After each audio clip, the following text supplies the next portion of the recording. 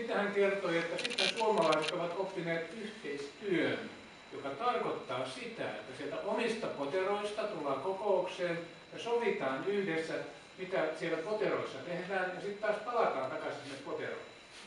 Ja siis tämä suomalainen yhteistyö tarkoittaa sitä, että yksin tekeminen ei vähene, mutta se on ikään kuin työnjakoa. Ja sovitaan sitä, mitä kukin yksin tekee.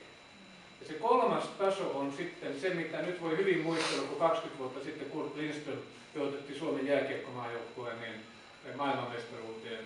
Ja hänen taidokseen kerrottiin tämä, että hän kykeni muodostamaan joukkoa, joka pelasi yhtä.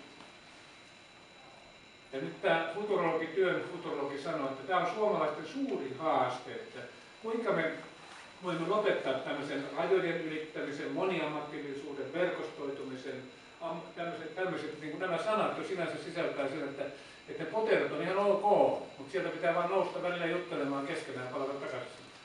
Että kuinka me voidaan niin kuin näistä siirtyä aitoon yhteistoimintaan. Itse hyvin mielelläni käytän esimerkkinä sinfoniaorkesteria tai teatteria, tällaisia tilanteita. Että miten on mahdollista, että tämmöinen loistavista yksilöistä koottu 10 artistien joukko suostuu yhden kapellimestarin johdolla soittamaan tietyllä tavalla ja tyylillä niin kuin valmiiksi kirjoitettua, voisi sanoa, kokonaisuutta. Se johtaminen on mahdollista teatterissa, se on mahdollista sinfoniaorkesterissa, se on mahdollista joukkueurheilussa, mutta ei onnistu hyvinvointipalveluissa. Koska me ollaan niin persoonallisuudella tekeviä ihmisiä, että ei meitä voi joku johtaa, ei meillä voi olla yhteistä tällaista. Ja tässä on minusta ihan perustavaa laatua pulma, missä mä nyt mainitsin. Ja sen takia mä jatkossa keskityn jonkin verran, tai ensisijaisesti tähän yhteiseen ymmärrykseen, mitä me tarvitaan. Ja mä havainnollistan vielä se, että meidän tulkintoja on jakanut vielä aikaisempaa enemmän se, että tämä ongelmalähtöisyys on lisääntynyt. Jos mietitte nyt tätä 1970-lukua, niin silloin ei onneksi ollut masennusta lapsilla, eikä ollut Aspergeria, eikä MST, erilaisia näitä ongelmia. Ja joskus aina kokoonnutaan ne pojat, tällä hetkellä 72-3-vuotiaat, jotka opiskeli samaan aikaan Kankaanpään yhteiskoulussa. Ja ihan viimeis kun palaveerattiin, niin mietittiin, että jos me oltaisiin nyt 13-vuotiaita, niin meillä olisi kaikilla diagnoosia ja terapia päällä. Silloin vaan oltiin rehtori Sedion oven takana ottamassa milloin vastaan 2 tunnin jälki-istuntoa ja tuijotettiin tauluun ristiin tai muuta tämmöistä. Ja mitä meistä on tullut? Pari professoria, yksi ministeri, pari alkoholistia ja näin päin pois. Ja kerroksen samoja vai eri henkilöitä, mutta elämä on aika hyvin vienyt eteenpäin. Kun 72-vuotiaana voidaan kokoontua. Eli mutta 80-luvulla me opittiin antamaan nimiä, ammattilaiset oppivat antamaan nimiä lasten ongelmille. Ja sitten tuli tämä ongelmalähtöisyys, eli ensin täytyy tunnistaa se ongelma sillä tavalla, että ammattilainen antaa nimen. Ja kun ammattilainen on antanut sille ongelmalle nimen, niin sitten tulee oikeus palveluihin, ja se vastuu ikään kuin siirtyy sinne ammattilaiselle. Ja tämä on hyvin perustavaa laatua oleva muutos toiminnassa, mikä on tapahtunut. Ja niin pitkälle ollaan menty, että se nykyisin tuki jo pitää ansaita ongelmilla. Lastensuojelu on tyypillinen esimerkki. Lastensuojeluilmoitus on suurimpia virheitä, mitä meidän hyvinvointipolitiikassa on koskaan tehty, koska se oikeuttaa nimenomaan, että pelkästään ilmoituksen tekemällä mä olen tehnyt tehtäväni ja sen jälkeen se siirtyy jonnekin. Se lisää tätä pois lähettämisen kulttuuria. Se, mitä mä tässä jatkossa nyt yritän havainnollistaa, että meillä on myöskin vaihtoehtoja. Meillä on toisia tapoja kuin ongelmista lähtien ajatella lapsen kehitystä. Otetaan tämän tutkimustulosta, on ainut tutkimustulos, mitä mä esitän. Niin tässä on keskivaikea masentuneisuus, nämä pylväät kertoo siitä. Tämmöisiä 4-16-vuotiaita kouluterveyskyselystä. Täällä on koulutodistuksen keskiarvo, 9, 8, 7, 6 alle. Ja tytöt ja pojat, no ei kiinnitä siihen huomiota nyt. Eli jos koulutodistuksen keskiarvo on tuolla 8-9 vaiheilla, niin alle 10% raportoi masentuneisuusoireita. Mutta jos on alle 7, niin lähes puolet, noin puolet. Ja se seuraava kysymys on sitten se, että miksi nämä alle 7, mitä tässä nyt pitäisi tehdä, mitä tässä pitäisi tulkita? Että onko kysymys siitä, että nämä alle 7 oppilaat on masentuneita sen takia, että ne ei ole päässyt kallonputista ja vastaantoon? Ne ei ole saanut masennuslääkkeitä. Siitäkö niiden masentuneisuus johtuu? Eli tarvitaanko lisää lastenpsykiatreja, psykologeja ja psykiatrisia erikoissairaanhoitajia kouluihin?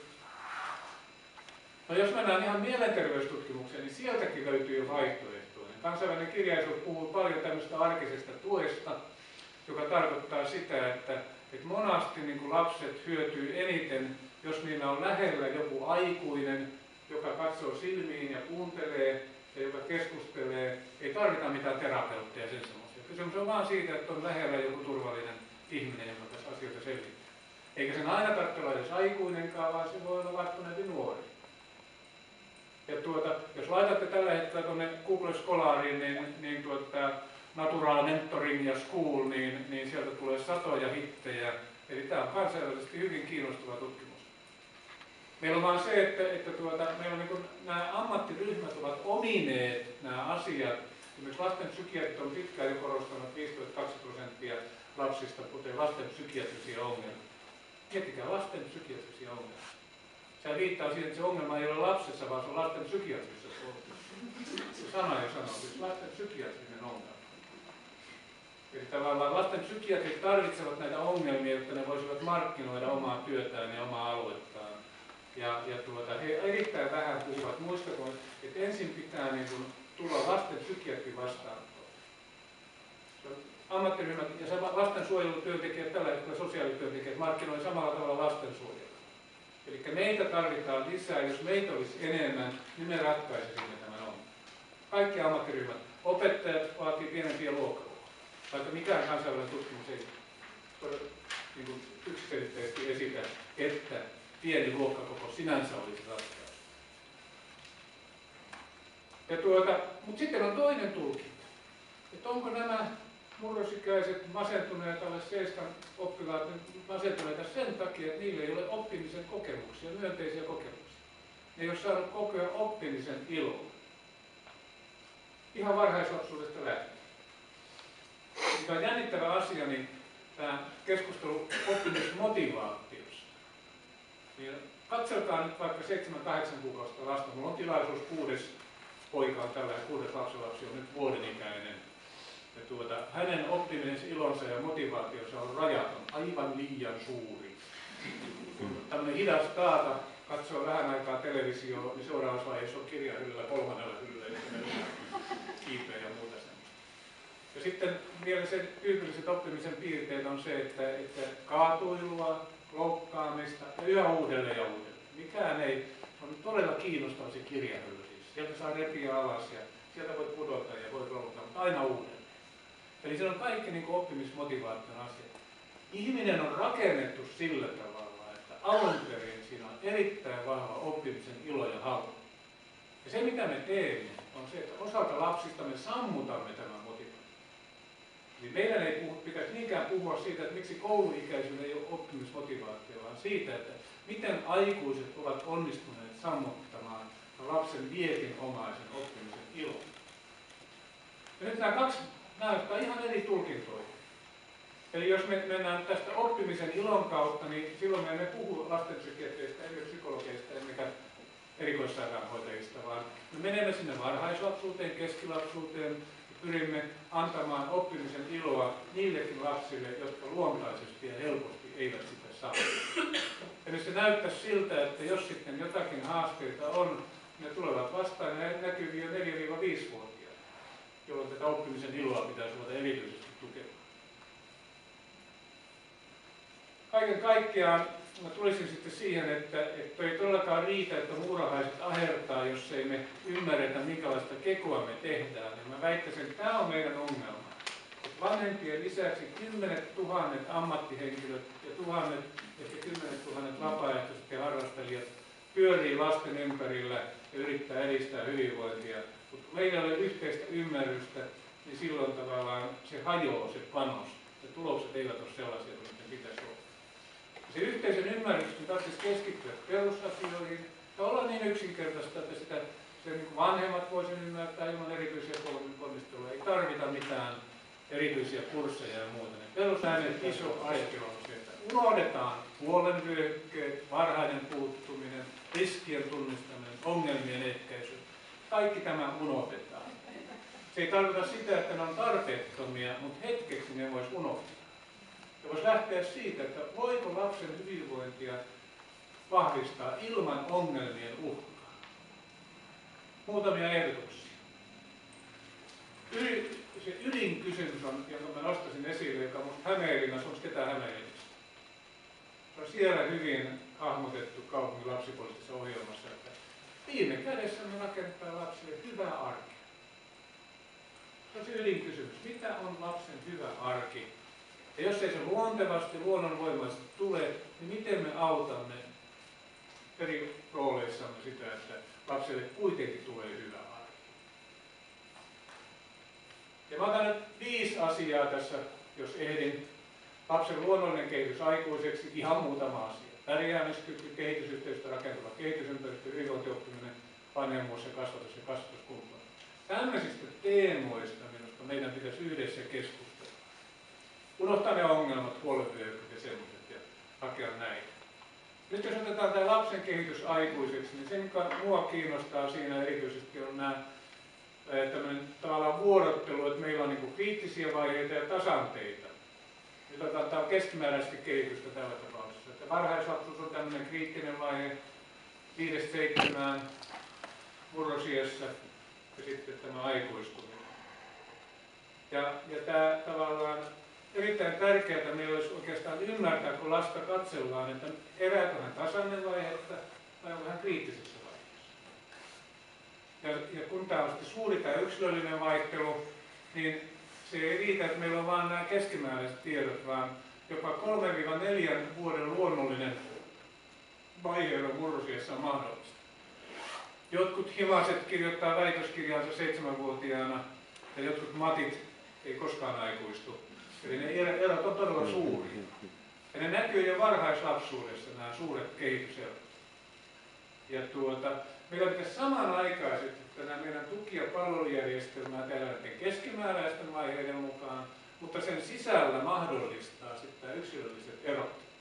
Itse mä opin tätä asiaa 80-luvulla, kun lapselle ei löytynyt päivähoitopaikkaa muuta kuin Steiner-päiväkodista. Ja se oli kyllä aika vaikea ratkaisu tämmöisen lapolaisoppilaan ensi-ilassa istuneena ja tuolla kaduilla 70-luvun aikana marssineena, mutta kun ei ollut muuta päivähoitopaikkaa, niin pakkohan eurotimia oli silloin sitten vaaleanpunaisissa koulutuissa mennä eteenpäin. Vaikka se filosofia vaikutti vähän hullulta, mä olen kyllä Steiner-filosofiasta tykännyt, mutta se sovellutuksena oli loistava. Se oli erinomainen ja se oli mulle hyvin opettavaista tavallaan oppia, että tämä niin yksilöllisen lapsen näkökulma, miten rakennetaan lapselle arkea sillä tavalla, että hän voi omassa kehitysvaiheessaan edetä eteenpäin. Tämä meidän järjestelmästä paljon puuttuu. Jos nyt me katsotaan sitten, että miten järjestelmä on rakennettu, niin melkein jokaiseen kriittiseen vaiheen tulee tämmöiset järjestelmäkatkokset. Kun taas mä näkisin niin, että nimenomaan kriittisissä vaiheissa pitäisi olla jatkuvuus. Jos teillä on vain yksi lapsi, ajattelette avioeroa, niin kestäkää sen aikaa, että menette sen kriittisen vaiheen yli ja suhteellisen sen tasainen vaiheeseen. Lapsi selviää paremmin siitä. Havainnosta näin. Eli meidän pitäisi pyrkiä siihen, että silloin kun lapset elää näitä kriittisiä vaiheita, niin silloin ympäristö, ihmiset ja moraali, nämä sanat on oppinut Tuula-Tammiselta, sanoisin kasvatusilmasto, ne on mahdollisimman jatkuvia ja pysyviä. Ja sitten taas, jos pakko on tehdä muutoksia, ne sijoitetaan tuonne tasannevaiheeseen. Tässä mielessä mä otan esille vain tämän yhden näkökulman. Tässä nykyisin huomiota oli esimerkiksi tässä oppivelvollisuuksien jatkamiskeskustelussa täysin hukassa oli se, että meillä on sellainen kuvitelma, että lapset kehittyy aikaisemmin aikuisiksi verrattuna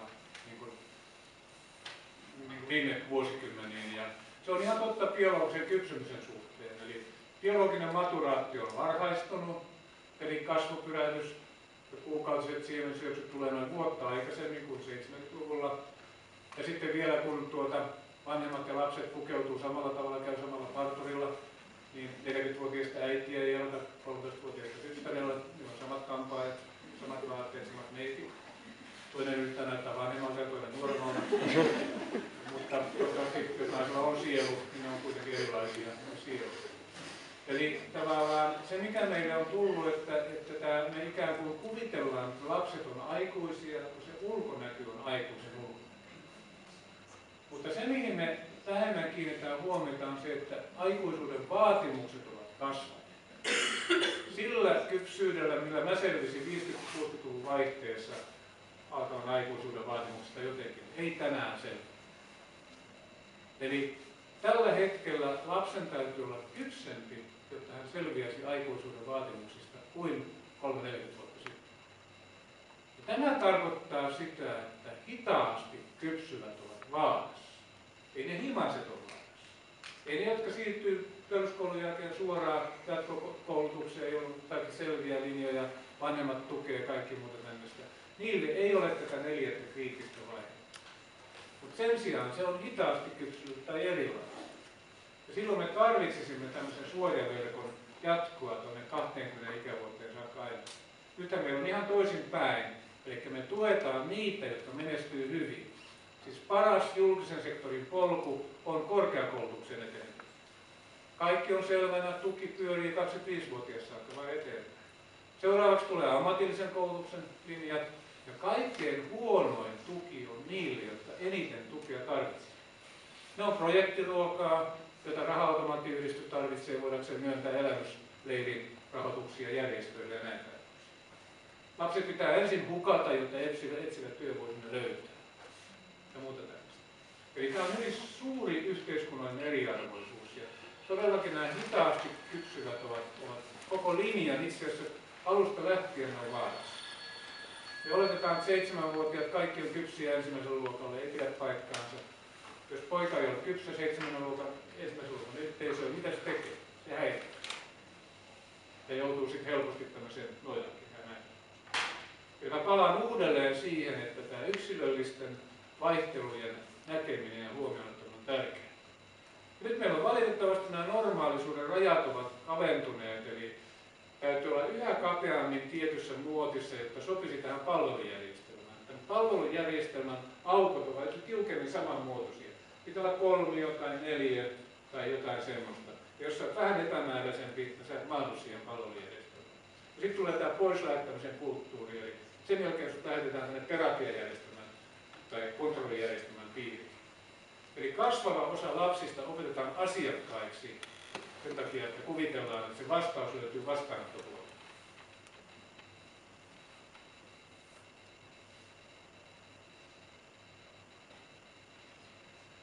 Tämä oli nyt ensimmäinen osa tästä. Miltäs kuulostaa? Ollaanko vielä samalla? Ollaanko vielä edelleen? Joo. Asia, jota ottaisin esille, jota olen yrittänyt viime aikoina varsinkin itselleni selventää, niin on tämä, että mistä meidän pitäisi puhua, että meillä olisi joku sellainen käsite, joka ei ole ongelmasulta. Jos olisi toimiva ja sillä olisi kansainvälisen kirjallisuuden perus.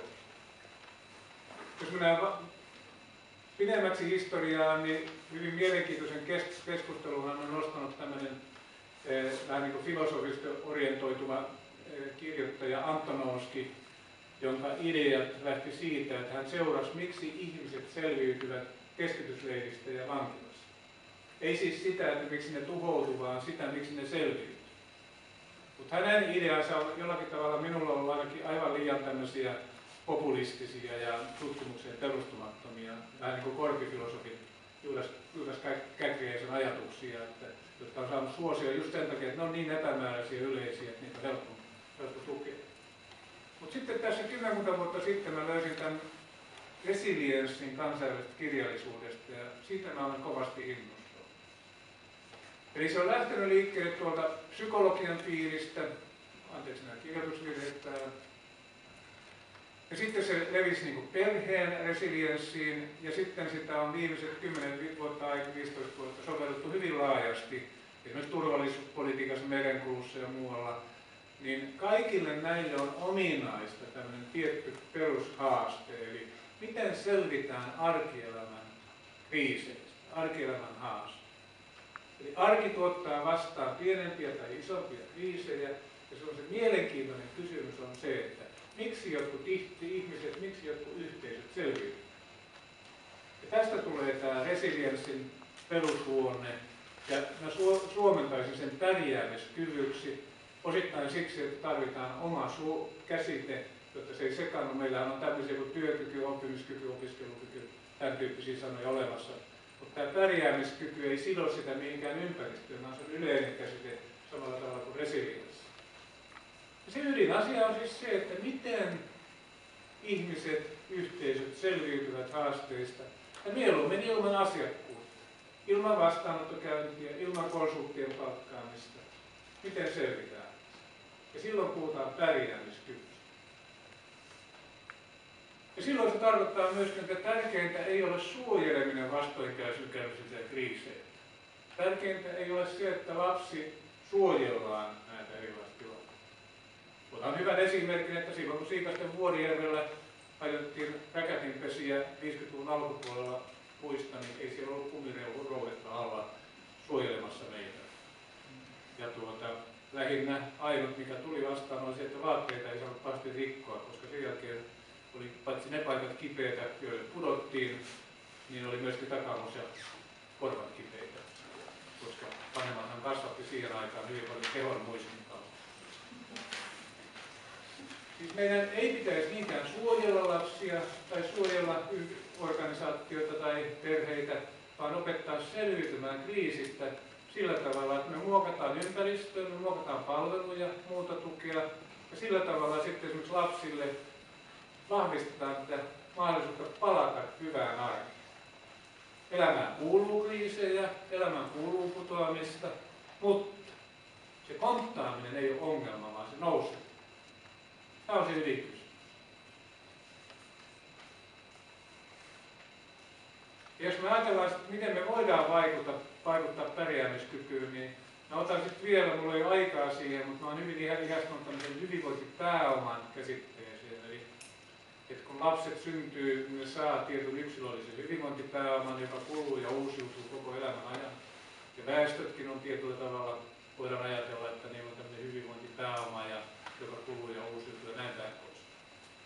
Ja nyt se on koko ajan henkilökohtaisiin ominaisuuksiin ja ympäristön välistä vuorovaikutusta ja hyvinvointipääoma tässä Bermudan kolmiossa eletään, aikaa kuluu ja me voidaan vaikuttaa molemmille puolille.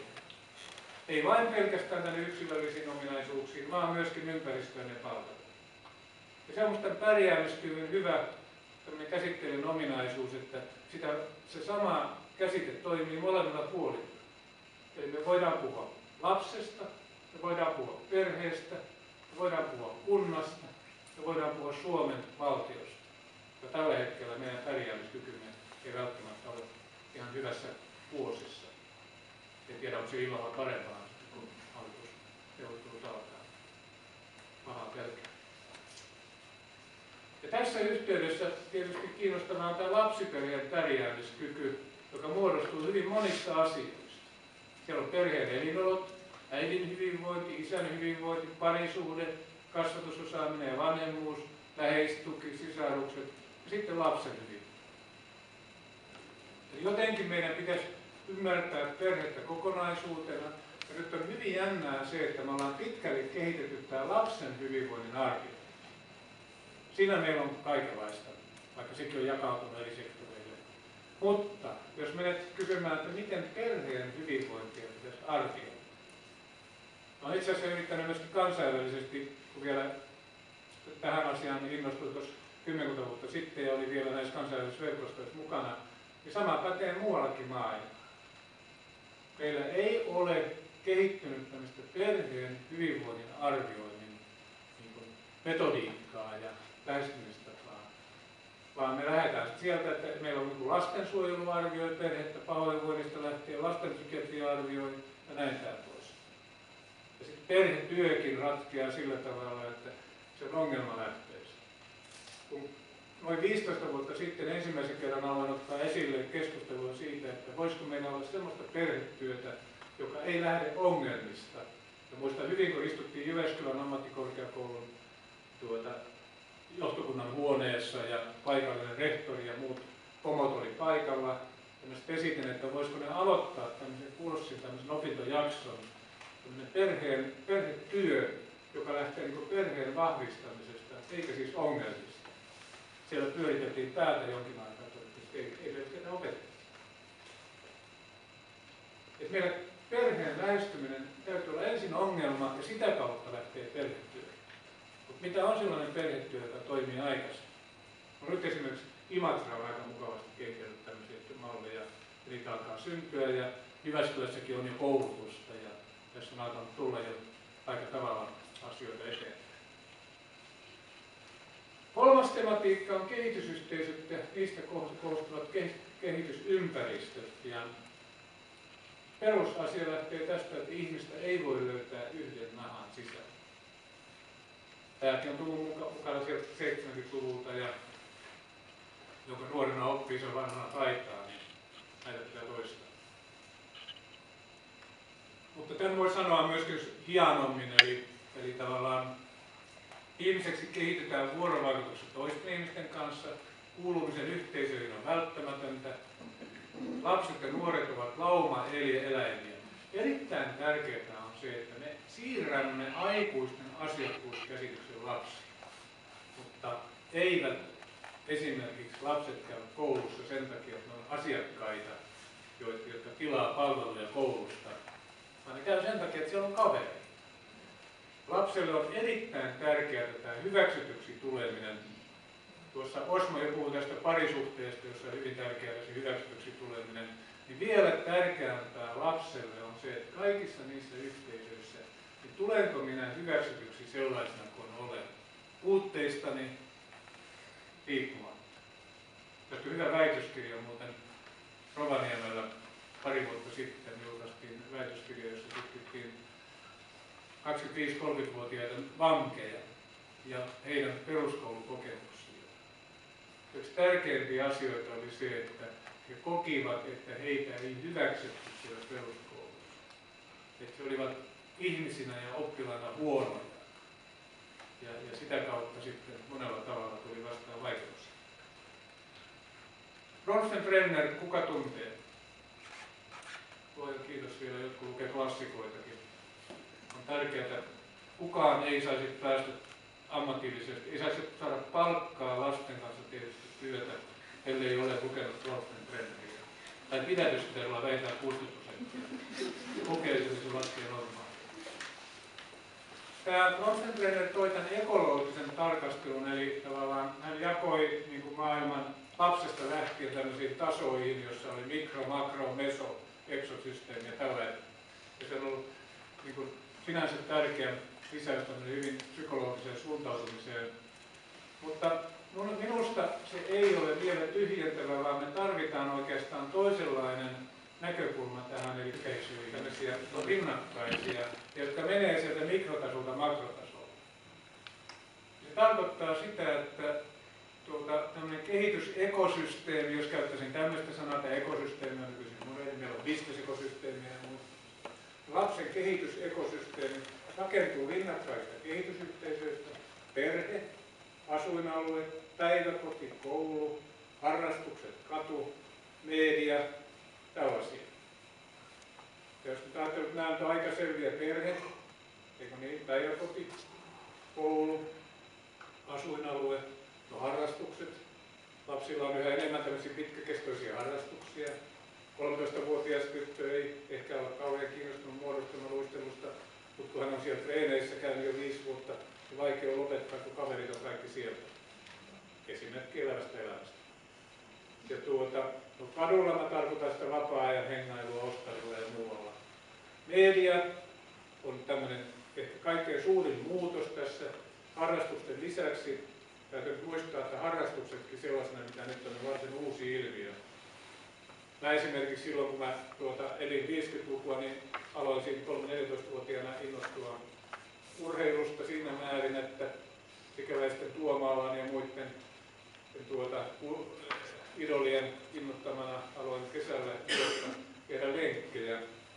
Niin naapuri Lähteenmäen Väinö soitti meidän isälle ja sanoi, että eikö se pojalle töitä löydy, kun se jaksaa juosta iltaisin rautoilemaan tuolla. Eli ei siihen aikaan niin ollut se ajatus, että treenataan. Eikä jos treenattiin, niin tehtiin niin hakullinen, niin hakattiin halkoja. Jotain hyödyllistä, eikä semmoista niin harrastusta. Tämä on tuore ilmiö. Ja monille lapsille kuitenkin on jo varhainen harrastuksia. Menemättä siihen, niin 2 asiaa. Eli näyttää siltä, että harrastukset, jos ne on koulun ulkopuolella, niin ne on aika problemaattisia lapsille silloin, kun on haasteita. Koska voi olla, että ne harrastus vaan mahdollistaa sen itsetunnon ja hyväksymisen hakemus koulun ulkopuolella. Eli harrastukset pitäisi mahdollisimman pitkälle saada sidottua näihin perusyhteisöihin, eli perheeseen, päiväkotiin, kouluun. Ja sen tavallaan, tämä on jenkkitutkimusten tuloksia tämä referoin tässä. Ja toinen on sitten se, että on mielenkiintoista kuvitella, että miten saisi lapsen elämään harrastusvapaasti tuonne 10-vuotiaaksi. Siis sen sijaan, että hänet viedään harrastuksiin, niin hän toimisi ja peuaisi vanhempien kanssa. Onko se mahdollista? Ja pidetäänkö silloin vanhempia jotenkin epäonnistuneita? 3 poikaa ohjasin ahkerasti harrastuksiin, 4 yritin kasvattaa harrastusvapaana. Ainoa harrastus, joka hänelle opetin, niin oli sitten jousiammunta, koska mä ajattelin, että miehellä pitää nyt joku harrastus olla. Hän oli joku 11-vuotias lihava, ja tuli sitten jostakin Porvoosta tämmöiseltä tyttö-poika-leiriltä kotiin, ja sanoi, isä, toi pitää saada tuosta pois. Ja sitten niin ruvettiin harkitsemaan, että miten saisi 11-vuotiaalle pojalle liikunnan harrastukseen, ja ei ollut kovin helppoa. Mutta kyllä mä sitten 4. pojan lopulta menetin valmentajalle, että 7-18-vuotiaana hän ajoi kilpaa maantieteellä ihan tuolla huippuilla Suomessa on tuolla juttu. Mutta tavallaan meillä on harrastuksia kannattaisi miettiä, että onko se oikein, että harrastukset on tämmöinen aito kehitysyhteisö. Vai pitäisikö olla semmoisia, että keväällä on kuorolaulua ja syksyllä on judoa ja sitten tulee niin askartelua ja muuta tämmöistä. Ne olisi harrasteluja eikä harrastuksia. Mä asetan tämän kysymyksen vaan, en osaa siihen vastata. Mutta elämä on rakennettu vähän sellaiseksi nykyään, että jos ei lapsi lähde harrastuksiin 4, 5, 6-vuotiaana, niin sitten ei enää 11, 12, 13-vuotiaana ehkä löydy tähän polkuun. Erityinen on tämä media. Ja se on muuttanut kasvatusympäristöä ihan ratkaisevasti. Miettikää nyt taas, mä aina käytän esimerkkinä siitä, että Vuorijärveä kilometrin lentää naapuriin joskus 50-luvun alkupuolella. Mitä media tarkoitti siellä? Kuka muistaa, mikä oli media 50-luvulla lasten näkökulmasta? Markus Setä, Satu Tunti, torstai-iltapäisin 5–6. Silloin oltiin radion ääressä. Ja toinen oli sitten Satakunnan kansan sarjakuva Pantto. Väkivaltainen, hirveä sarjakuva, jota kuitenkin lukemaan. Ja miettikää tällä hetkellä. Milton 1 vuotta selailee jo ihan hyvin iPadia, katselee sitä Muumia. Noomi 2 vuotta on jo paljon taitavampi. Ja tavallaan 3–4-vuotiaat on jo ihan virtuaalisia. No niin kuin media on niille ihan epävirtuaalisia. Jos taas menen omaan esimerkkiin, 5. lapsi oli tyttö ja kun se oli 13-vuotias, niin mua Britney Spears muutti meille asumaan. Asui 2 vuotta hyvin näkyvästi ja kuuluvasti ja ilman muuttoilmoitusta muutti pois. Eli mä haluan havainnollistaa tällä sitä, että näiden meidän perusyhteisöjen lisäksi on tullut ainakin harrastukset ja media. Ja sitten kun on urbanisoitunut tämä ympäristö, niin tämä katu on myöskin tullut entistä enemmän. Ja se, miten nämä tarkoittaa sitä, että lapset elää yhä enemmän, tai lapsen ajasta kilpaillaan, että meillä on rinnakkaisia kehitysyhteisöjä yhä enemmän, ja ne kilpailevat lasten ja nuorten ajasta, ja kaikkialla ne lapset kysyvät, että olenko hyväksytty, kuuluuko todella. Ja valitettavasti varsinkin tämä media tarjoaa mahdollisuuden niin kuin hakeutua ja ajautua kehitysyhteisöön, joka ei ole kenenkään kontrollissa. Ja kaikki muistatte, että Norjan joukkomurhaajan, eikö totta? Niin hänestä on kirjoitettu 2 hyvää kirjaa nyt, jossa kerrotaan hänen kehityskulkuaan. Ja sillä on ominaista se, että hänen ongelmansa havaittiin jo 2–3-vuotiaana. Ja hän oli koko ajan jollakin tavalla ulkopuolinen, ei löytänyt kavereita, tiivistetään lyhyesti, kunnes 3–14-vuotiaana löysi tämän nettiympäristön. Ja silloin hänen maailmakseen tuli, hän loi oman maailmansa, oman kehitysyhteisönsä nettiin, ja tulokset oli, mitä ne oli. Ja tavallaan tämä on erittäin iso kysymys tällä. Ja nyt se tarkoittaa, että kasvattaminen ja vaikeammaksi, meillä on enemmän pahan houkuttelijoita, meillä on näitä kilpailijoita, lapsen vaara ajautua harhateille on lisääntynyt. Ja silloin toisinpäin tarkoittaa sitä, että sen sijaan, että puhutaan, että vanhemmuus on hukassa, tai se on ohentunut, tai kasvatusvastuu on siirretty yhteiskunnalle, niin vanhemmat tarvitsevat enemmän tukea. Kasvatuskumppanuus on tänään tärkeämpää, mitä se oli 2-3 vuotta sitten. Ja jos me halutaan, että me toimittaisiin viisaasti, niin me rakennettaisiin tätä palvelujärjestelmää sillä tavalla, että nämä palvelujen päätehtävä on vahvistaa kehitysyhteisöä. Sen sijaan, että nämä ammattihenkilöt istuu siellä vastaanottohuoneissaan ja odottaa, että asiakkaat tulee oikeilla ongelmilla sisään, niin yhä enemmän ne ammattihenkilöiden pitäisi siirtyä sinne kotiin, tehdä kotikäyntejä, vertaisryhmiä, toimia vanhempien kanssa, mennä päiväkotiin, mennä harrastuksiin, mennä kouluun. Ja meidän tavoitteena olisi juuri se, että me opetetaan lapsille ja perheille tätä pärjäämiskykyä. Ja tavoitteena olisi erikoistuneiden asiakkuuksien vähentäminen.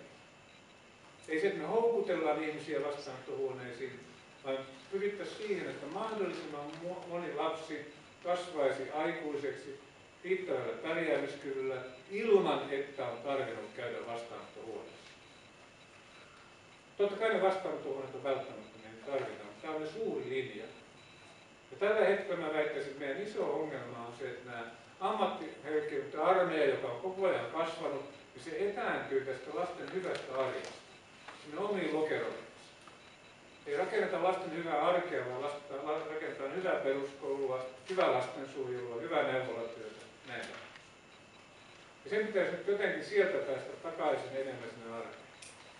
Vähän en pysty se menemään, mutta mä en oikein usko, että ne pystyy tulemaan sitä vastaanottohuoneestaan arkeen. Ja sen takia mä en palkkaisi enää yhtään lastenpsykiatria, ja yhtään psykologia, ja yhtään kuraattoria lisää. Mä palkkaisin perhetyöntekijöitä, kodinhoitoapua ja nuorisotyöntekijöitä.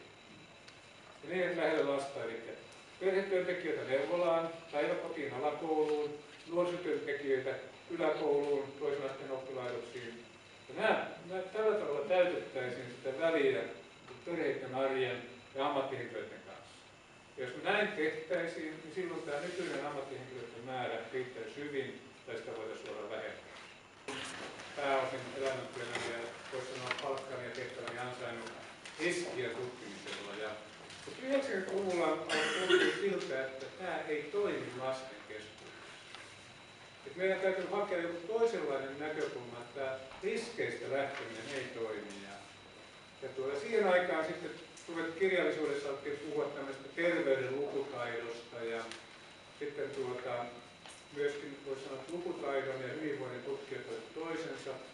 Ja sitten tavallaan myöskin yhä enemmän esimerkiksi liikunnan ja ruokailun tutkimuksessa alettiin puhua oppimisesta, eli tottumusten oppimisesta ja näin päin pois. Ja mä olen sitä yhdistänyt sillä tavalla, että musta tuntuu aika mielenkiintoisella tulkinnalta ajatella hyvinvointia tämmöisenä opittuna ilmiönä. Eli hyvinvointi ja pahoinvointi, niitä opitaan samalla tavalla kuin lukemista ja laskemista yksilötasolla. Tämä oppiminen alkaa syntymästä ja jatkuu yli elämän kulun. Mulla nivelet natisee pahasti, lonkat on leikattu, nilkat on rikki, polvet on rikki. Mun täytyy opetella, mä oon aina liikkunut kohtalaisen paljon, nyt mä opettelen taakaliikuntaa. Tällaista liikuntaa, jossa mäki ei ole haastavaa, vaan lepopaikka. Golfissa ei enää lasketa hokipisteitä, vaan katsotaan, että kuinka kauan menee 4,5 tuntia raikkaassa ulkoilmassa ja näin tällaista. Nyt on 72-vuotias. Tämä on esimerkki siitä, että meidän koko elämä on tämmöistä hyvinvointioppimisen prosessia. Myös yhteisöt oppii hyvinvointia, perheet, koulut, kunnat, myös siellä voidaan käyttää tätä niin oppivien organisaatioiden näkökulmasta. Tämä hyvinvointioppiminen on samanlainen käsite kuin resilienssi, pärjäämiskyky, että se voi olla tämmöinen yleinen, soveltuva käsite, joka ei lähde riskeistä välttämättä liikkeestä. Ja nyt se suuri ero on siinä, että hyvin usein tässä hyvinvoinnin edistämisessä ajatellaan, että hyvinvointi on tahdon asia. Että jos mä olen motivoitunut ja haluan, niin mä voin muuttua niin, että mä voin hyvin. Eli puhutaan motivaatiosta. ihmiset voisivat hyvin, jos todella tahtoisivat. Ja hyvä esimerkki on se, että auditoriin kootaan 13-vuotiaita 200-300 paikalle ja kurut tulee puhumaan pahaa huumeista. Ja sitten kuvitellaan, että ja kävelee kaikki 300 ihmistä ulos, en koskaan koske huumeisiin, en koskaan koske huumeisiin. Miettikää, että samalla tavalla hoidettaisiin englannin kielen opetus. 300 13-vuotiaita auditoriin, puhumaan englannin kielen välttämättömyydestä ja ottamaan muutaman selfie. Sen jälkeen rehtori krupsaisi, että tulipa hoidettu tuo englannin kielen opetus. Nyt on motivoitu. Tämä ei toimi. Itse asiassa meillä on erittäin hyvää tutkimustietoa siitä, että jos terveysasioissa halutaan lapsille kunnollinen oppimistulos, niin tuommoinen minimimäärä näyttää olevan 10 oppituntia. Ja jos on taviksia lukuloina ja tavikset opettajina 2-3. Eli se on ihan sama, opettaako matematiikkaa tai kieliä tai lungaa tai muuta tämmöistä. Se on oppiminen, on tietty hitaus. Ja nyt tässä on semmoinen tärkeä asia, että silloin kun me ymmärretään hyvinvointi oppimisena, niin meidän asiantuntijat eivät enää ole vain näitä hyvinvoinnin substanssiasiantuntijoita, vaan yhtä hyvin varhaiskasvatuksen lastentarhanopettajat, perusopetuksen opettajat, harrastuksen ohjaajat, muut. On yhtä hyvin hyvinvoinnin asiantuntijoita, koska ne osaa tämän lapsen kehityksen ehkä paremmin. Hyvä nuorisovalmentaja osaa lapsen kehityksen, vaikka hän ei olisi hyvinvoinnin asiantuntija.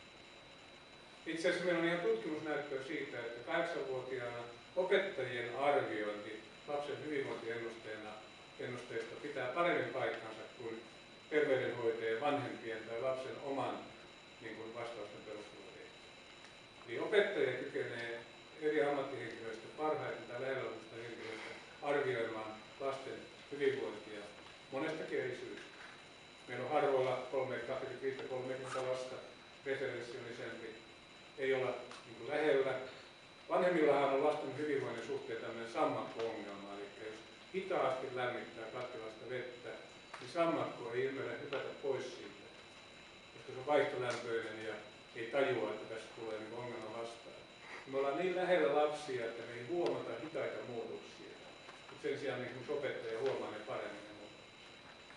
Eli tämä oppimisen viitekehys nostaa niin kuin kaikki lähellä olevat aikuiset tasavertaisiksi hyvinvoinnin asiantuntijoiksi. Mitä ovat sitten ne asiat, mitä meidän pitäisi oppia? Tämä on ihan mun omaa ryhmittelyä, mutta mä olen hyvin tykästynyt siihen, tämä on hieno. Ensimmäinen ja tärkein on tämä puhuminen, vuorovaikutus, sosiaalinen pätevyys, sosiaaliset kompetenssit. Kuinka moni teistä on puhunut varhaisesta vuorovaikutuksesta ja sen opettamista tutkimusta? Se on hyvä esimerkki meidän ymmärtämisen kehityksestä. 30 vuotta sitten ei vielä puhuttu varhaisesta vuorovaikutuksesta.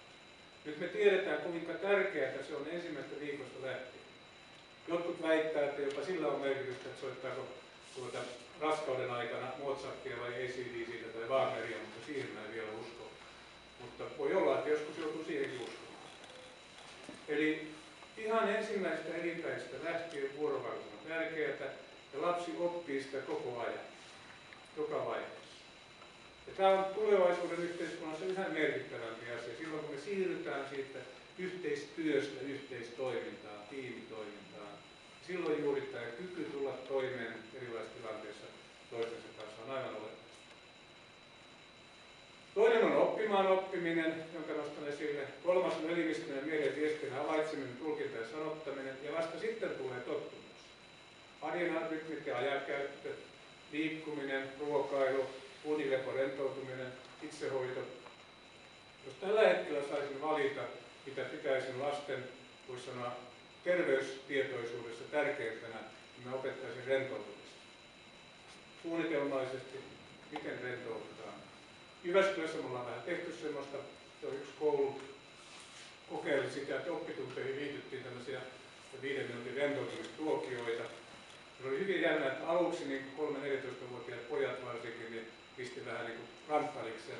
Mutta kun vuosi tätä jatkettiin ja liitettiin se esimerkiksi koetunteihin, että kokeet aloitettiin rentoutumisella, niin se toimi ihan hyvin. Tekniikoita on monia, mutta voi ihan hiljentää päivän kesken kaiken ja opettaa lapset siihen, että kannattaa pysähtyä ja oppia rentoutua. Ja nyt jos me otetaan ihan Niin tämän tyyppisiä asioita voi niin kuin käydä läpi ilman, että tarvitsee uhata millään tulevaisuuden vaaralla.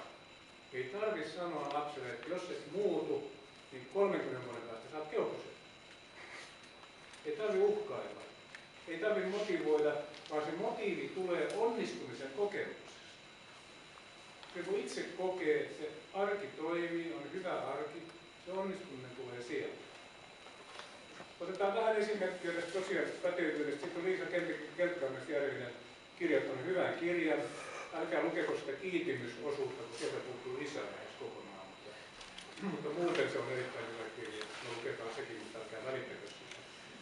Mutta siellä on erittäin hyvä kuvaus pienen lapsen sosiaalistumisesta. Ja mä tykkään ainakin tästä jaosta, jossa Liisa selittää, että sosiaalisessa pätevyydessä on halu ja kyky. Eli halu olla toisten ihmisten kanssa on synnynnäinen temperamenttipiirre, kyky olla heidän kanssaan on taas opittua.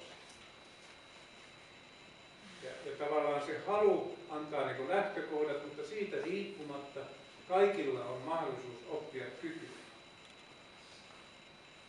Sitten hän kysyy, että onko hyvä käytös sosiaalista osaamista. Se ei ole sinänsä sosiaalista osaamista, se ei ole yksilöllinen taito, vaan se sanotaan ulkopuolella. Muistan hyvin lapsuudessani, kun isä oli innokas jonkin verran maalikkaa hyvin paljon, että mitä niitä odotetaan, mitä pidetään sopivana.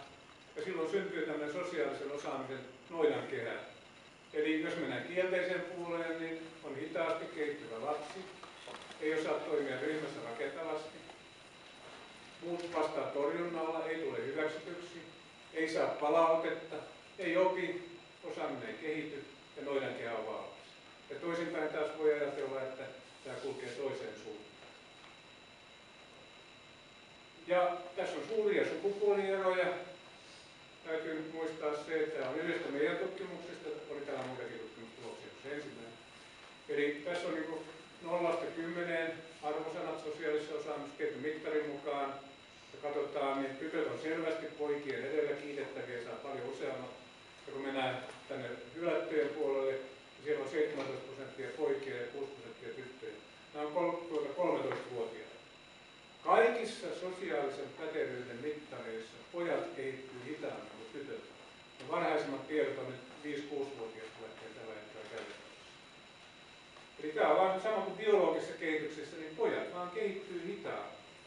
Mutta se ei tarkoita sitä, etteikö ne 30-vuotiaana olisi jo varsin hyvin kehittynyt. Eli tämä vaiheistus on hyvä muistaa näissä asioissa. No, mitä pitäisi tehdä? Oletetaan nyt, että 4-vuotiaalla lapsella on käytöshäiriöitä vanhempien mielestä ja ympäristön mielestä. Tässä on erittäin kiinnostava turkulainen tutkimusohjelma käynnissä ollut, itse asiassa kansainvälisestikin varsin ainutlaatuinen voimaperheet-ohjelma, jossa lähdetään siitä, että käytöshäiriö ei ainakaan aluksi ole lapsen aivoissa, vaan lapsen ja aikuisen vuorovaikutuksessa, ja lapselle ei tehdä mitään, vaan keskitytään vanhempien kasvatustaitojen kehittämiseen.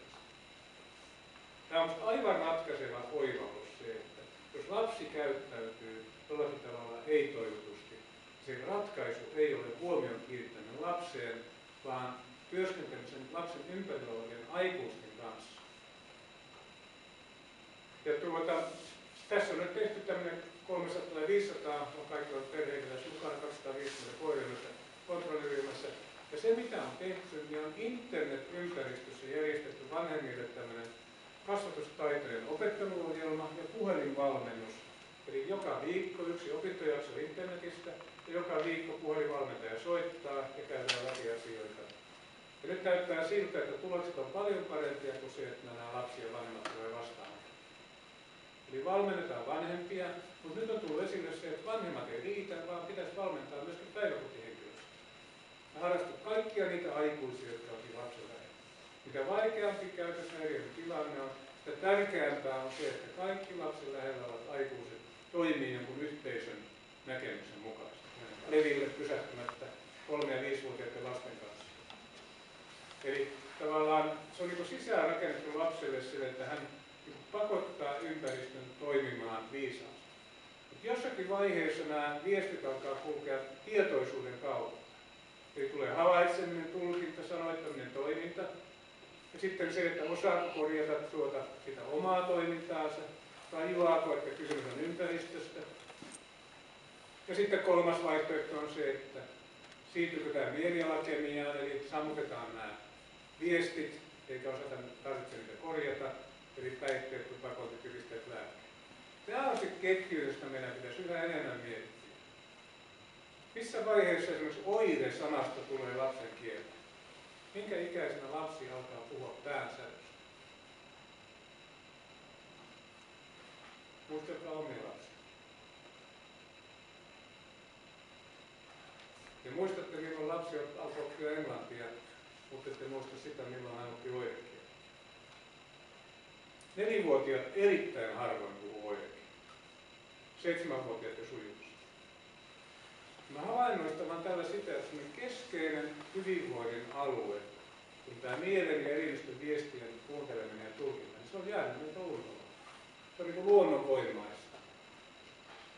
Kun taas me kiinnitetään hyvin paljon huomiota joku englanninkielen oppimiseen. Tällä hetkellä voi ajatella näin, että englannin jokainen oppii jollakin tavalla sen verran, mitä tarvii, mutta tämä alue taas systemaattista opetusta.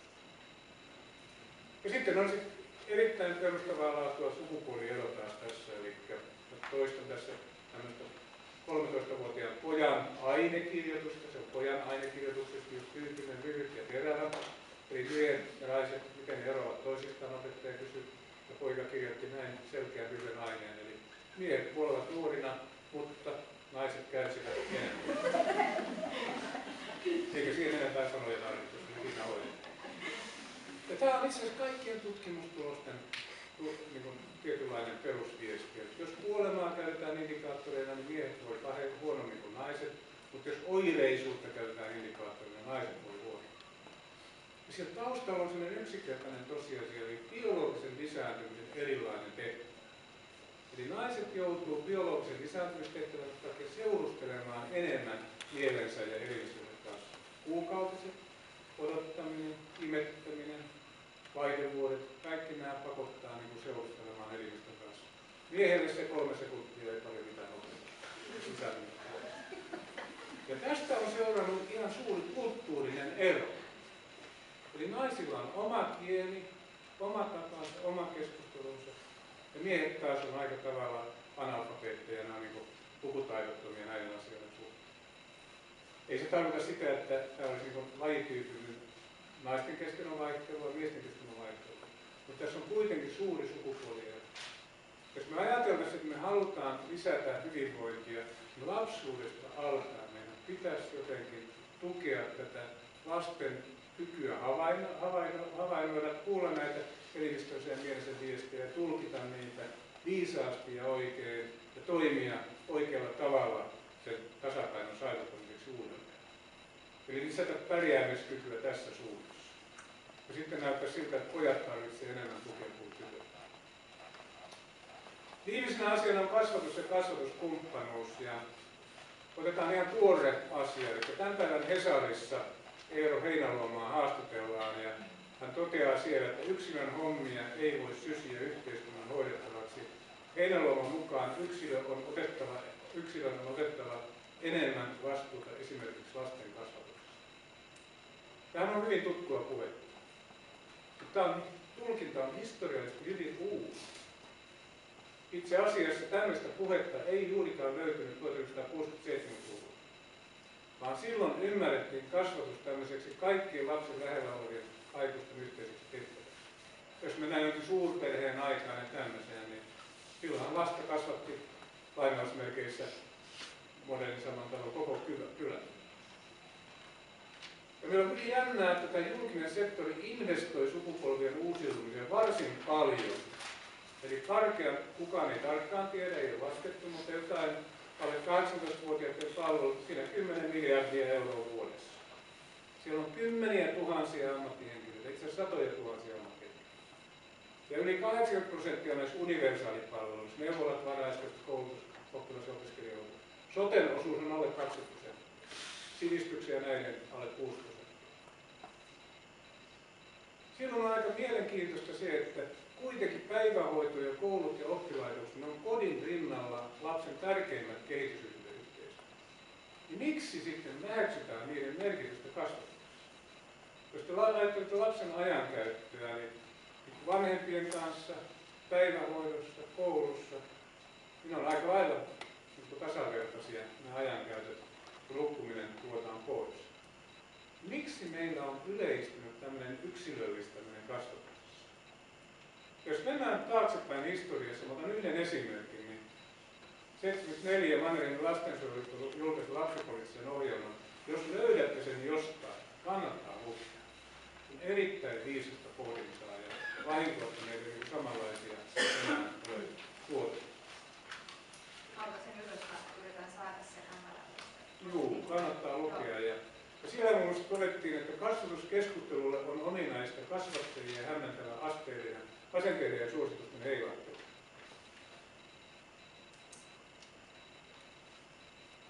Kasvatustiedon hankkiminen on jäänyt oma-aloitteisuuden varaan, eikä kasvatuksen ole saanut henkistä tukea, kun usein lähisukulaiset puuttuvat ja joukkotiedotuksen sanoma on ristiriitaista. Kodit tarvitsevat nykyistä enemmän ja nykyistä selvempää ohjausta kasvatustehtävässä. Neuvolatoiminnan, päivähoidon, vanhempainohjauksen sekä muun valistus- ja ohjaustoiminnan myönnettävä joustavaksi kasvatusneuvonnan verkostoksi. On käynnistettävä pitkäaikainen myönteisten kasvatusmenetelmien kampanja. Ja perhekasvatukselle, tiedolle ihmisen kehityksestä sekä juuri lapsen kehityksestä ja lastenhoidosta on annettava perus- ja keskiasteen koulutuksessa nykyistä selvempi kuva. Eli tavallaan tämä ajattelu ei lähtenyt yksilön kasvatusvastuusta, vaan siitä, että se on yhteinen vastuu ja myös siitä, että näiden ammattijärjestelmien tehtävänä on tukea perheen kasvatusta ja huolehtia sitä omasta kasvatustehtävästä. Eli aivan erilainen ideologinen viesti kuin mitä oli Heinäluoma. Otan tämän Heinäluoman esille kahdesta syystä, eli olin 40 vuotta ollut STT:n jäsen ja Heinäluomaa pidetään tällä hetkellä, voisi ajatella tämmöisen kollektiivisen vastuun historian edustajana ja kyllä pitkälle on menty, kun tommosia mies puhuu tuolla. Unohdettiin 90-luvulla kasvatus ja alettiin puhua vanhemmuudesta ja välittämisestä. Mä väittäisin, että nämä on ollut vakavia harharetkiä. Eli tavallaan ne tuli ydinkäsitteeksi 90-luvulla, ja me ruvettiin puhumaan tästä, että vanhemmuuslukassa kasvatusvastuu siirretty yhteiskunnalle, ja jos välittäisimme enemmän, ongelmia olisi vähemmän. Ja mä tosiaan väitän, että nämä on johtanut meidän harhakouluun. Eli vanhemmuus on itse asiassa tänään paljon vahvempaa kuin koskaan aikaisemmin. Mä olen viitannut siihen, että mun lapsuudessa oli luonnollista, että kehon muisti toimi kasvatuksen välineenä. Tällainen kasvatusväkivalta on käytännössä minimoitunut aika tavalla. Isät ovat paljon enemmän mukana kasvatuksessa kuin aikaisemmin. Televisiossa opetetaan, että lapsia ja koiria voi kasvattaa samalla tavalla ja näin päin pois. Meillä on hirveän paljon enemmän tämmöistä kasvatuksen erilaista viestiä olemassa. Me tiedetään lapsen kehityksestä paljon enemmän. Vanhemmuus on vahvempaa, mutta se on tullut vaikeammaksi monista syistä, joita aikaisemmin viittasin. Ja yksi syy on se, että lapsia tehdään vähemmän, prototyyppi on aina raskasta. Jos tehtäisiin 5-6 lasta, niin se menisi sarjatuotannolla, ja ne lapsetkin kasvattaisiin toisiaan, näin päin.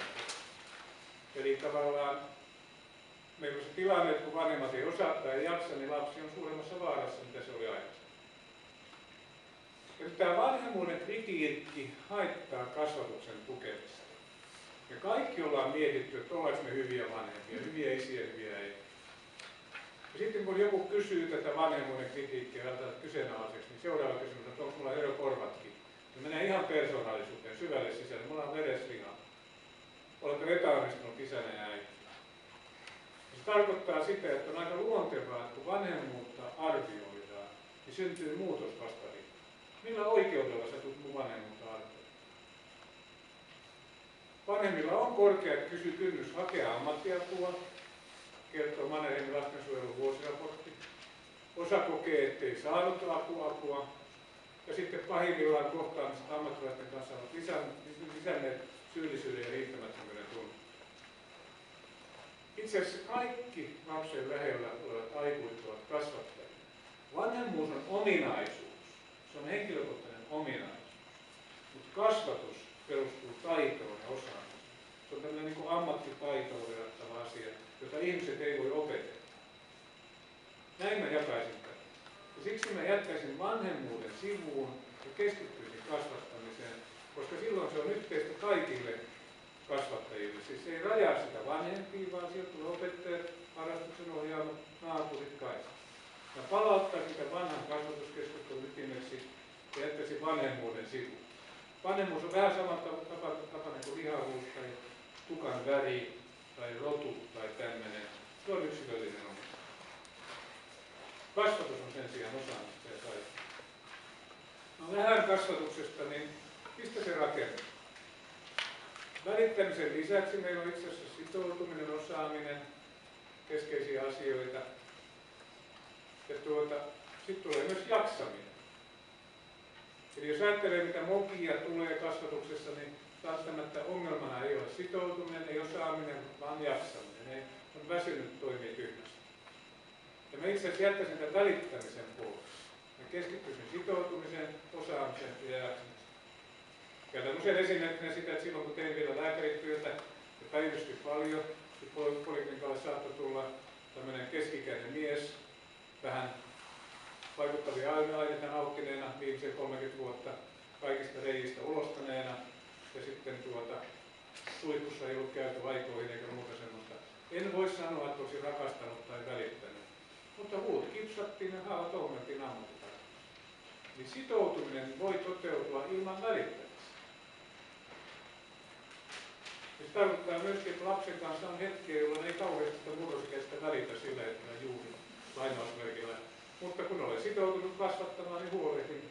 Ja sitten huomaan vielä, että tämä sitoutuminen jatkuu silloinkin, kun ne lapset on 46-vuotiaita ja tulee kysymään, että miten mä tämän omakotitalon remontin nyt hoitaisin. Niin tavallaan se sitoutuminen vanhemmuuteen jatkuu koko elämän. Ja siinä välillä tämä välittäminenkin voi vaihdella, mutta siitä huolimatta me ollaan sitoutuneet. Eli kaiken kaikkiaan ne ydinteemat voisivat olla sitoutuminen, osaaminen, jaksaminen, luottamus ja valta.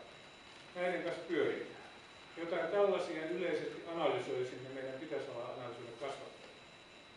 Me silloin tarvitaan tämmöistä kasvatusvalmennusta, silloin olla uuden teknologian mahdollisuuksia, hypätään ne yli. Ja se ydinkysymys, mitä mä nyt teille viestitän tässä, on se, että me tarvitaan yhteistä kasvatusvalmennusta kaikille, yhteistä ymmärrystä. Palvelujen ammattihenkilöt on kasvattajia ja vanhempien kasvatusvalmentajia. Me on kasvatuskumppanuuden asiantuntijoita. Ja tämmöinen puhe, että yksilön vastuuta pitäisi lisätä, niin se on yhteiskunnallisesti ja yksilöllisesti vastuutonta puhetta. Ei moraalinen puhe yksilön vastuun lisäämisestä ketään auta, joka painiskelee kasvatuksen vaikeuksista lapsen kanssa. Silloin tarvitaan todellista tukea. Mitä useampia aktiivisia kehitysyhteisöjä lapsen ympärillä pyörii, sitä tärkeämpää on kasvatuskumppanuus. Ja nyt me tullaan ihan tähän erotilanteeseen. Lapsella on 2 kotia, 3 kotia. Meidän pitäisi päästä enemmän siihen, että riippumatta siitä, niin on tätä kasvatuskumppanuutta. Tässä oli varsinainen sanonta, ja nykyisin mä lopetan kaikki esitykseni samaan diaan. Mä oon todella huolestunut siitä, että me puhutaan lapsista ja lapsiperheistä riskiprojekteina koko ajan. Jos 69 olisin kuunnellut tämän päivän lastensuojeluväkeä ja lastenpsykiatria, niin ikänä olisi uskaltanut 5 lasta hankkia. Niin vaaralliseksi lasten hankkiminen on tehty. Ja nyt jos muistelen elämääni, niin se mitä erityisesti kaipaan, niin on murrosikäisen kanssa väännässä. Siitä on pysynyt kulunut aikaa, mutta se on jotain ainutlaatuista, mitä vain omien lasten kanssa voi kokea. Ja tavallaan koko ajan kulujen ja murheiden osalla kuitenkin tämä lapsiperhe on ilon ja onnen lähde. Minusta varsinkin ammattihenkilöstön pitäisi puhua enemmänkin tästä lapsuuden, lasten hankkimisen, lapsiperheen ilosta ja onnesta ja vähemmän niistä murheista. Enemmän selviytymistarinoita, palveluintia. Viesti pitäisi olla tämmöinen raamatullinen, lisääntykää ja täyttäkää maa. Ei mitään lipposia eli lapsia siellä 60-vuotiaana, vaan varhain 20-25-30-vuotiaana biologisesti parempaan. Ja vielä sarjatuotannolla niin, että oppii itse toimimaan ja lapset kasvattaa toimimaan. Tällaisella ajatuksella kiitos.